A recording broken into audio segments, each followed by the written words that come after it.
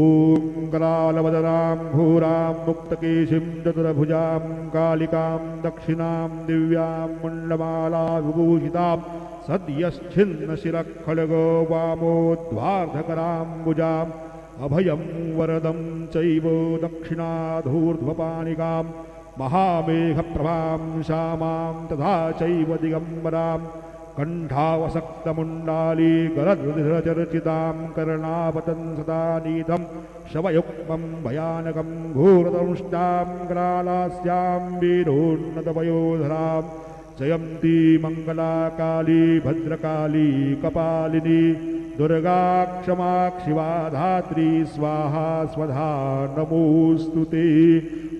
अम्बे अम्बिकेऽम्बालिके न मानयति कश्चन स्वसत्यशवकाः सुभद्रिकां गाम्भीरवासिनीं